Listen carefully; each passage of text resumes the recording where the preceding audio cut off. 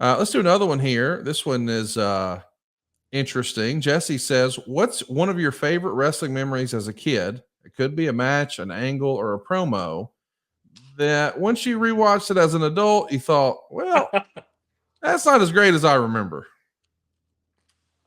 Most of them. Nothing's ever as good as how you remember it as a kid, man, and the magic and the smell of the popcorn and the stale beer and cigarettes and just you name it. It's it's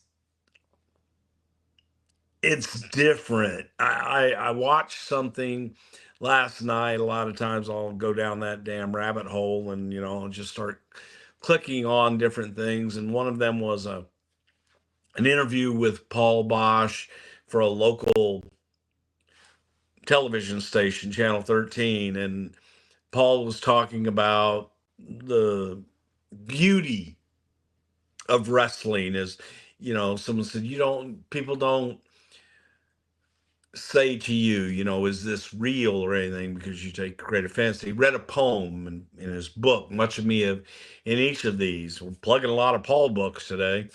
Um, and he's talking, Paul said, goes, I see great beauty in the physique and a man that keeps up his physique in great condition to compete at the level that they compete. And they go to, on the news clip, they go to Jose Lothario and Stan Stasiak. And Jose was solid, but Jose was a bodybuilder by no stretch of the imagination. Jose looked like he was an everyman's man. Stan Stasiak looked like a big sloppy big guy, but really, this was in his this is when he should have retired already, and he was not in the best shape. And I kind of, chuckle at that. So to that, I say almost uh, everything when I kind of go back and I look at it with glee and say, "Oh my gosh, what's this going to be?" And it's boring by today's standards. Again, I think if you were to go back and football, watch a football game from 1971, watch a football game today. It's slower. It's just not as doesn't have the bells and whistles. So for me, there are quite a few probably that would fit that criteria. Somebody was talking the other day. Oh, hey, I'm trying to think of a finish for this. I said, how about a drop kick? And you go back and you watch. Back in the old days, a drop kick was a finish. A body slam was a finish. A suplex was a major finish because nobody did them until late 70s, or mid to late 70s. Very few guys did suplexes. Jack did, Jerry did, Dory, but not everybody did them.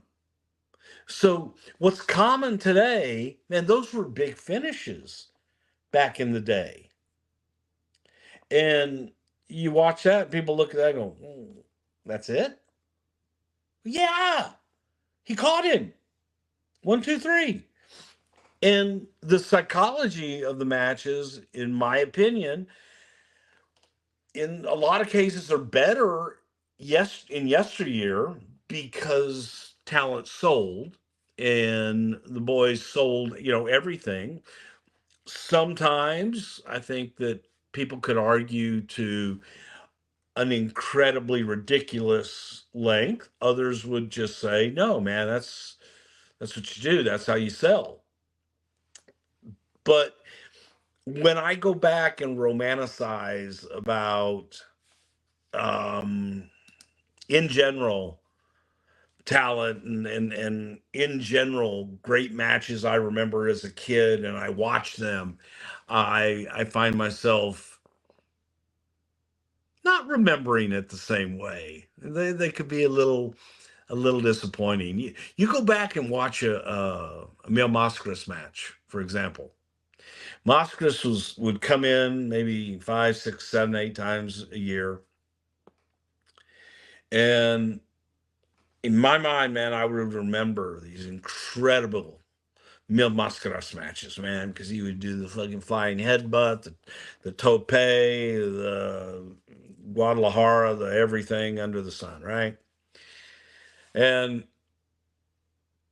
that was incredible because you only saw it a couple times a year.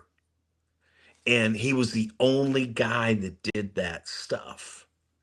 He didn't have the guy in the first and second and third and fourth and fifth match doing all of his shit and not selling it. And then he has to go out and perform. No, Mascaras did his match and nobody else did his stuff. But when you go back and watch, if you watch them all, you go, oh, they're all just the same match. Usually different opponents, but for the most part, they're pretty much the same matches. He did his match. And he was smart in the way that he booked himself. You didn't get tired of Mascaras. You brought him in to bring in the Hispanic crowd. And Mascaras could face, Fred on the corner selling newspapers, and it would draw because it's Mil Mascaras. Santos, same thing. But when you watch their match, if you want to analyze it today, they were the same matches. But we didn't have tape. Right. We didn't have computers. We didn't have that to go back and watch and analyze. We had only what we saw and how we wanted to remember it. So when I see things from yesteryear and I watch them, I go, wow, that was rotten. And, a lot of times, man, it just was. We lost Bruce. The Undertaker. What happened? This time I really don't know what happened, though. Wait a minute. I'm coming back. I promise. He's in the dark. He's back. I'm back. Hey, one last question. Yeah. So we had a spot planned for that, and then I blew it by trying to do something else. Sorry, I try to do multitasking times. I had so much fun with this. We got so many questions still to go. I think we do it again next week. This is so fun. But Victor is going to ask our last question today. This is a fun one too. I know we don't talk about current stuff, but I think we can work around it here. Is there anyone in particular from the current roster that would have thrived in the 80s WWF and vice versa? Is there someone from the 80s WWF that would really be thriving today in modern times of WWE? Oh, quite a few. I think that a guy like Damian Priest, I think a guy like Gunther, Cody, I think they all would have thrived at that time. Seth Rollins, please. I think that quite a few would have thrived and been huge in the 80s. To move the 80s into today, I think you would have to look at, guys like Shawn Michaels. I think Savage, absolutely.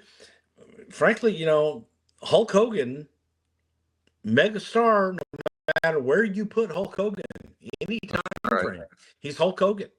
And I think that he would have thrived now as he did then. Bigelow would have worked, I think.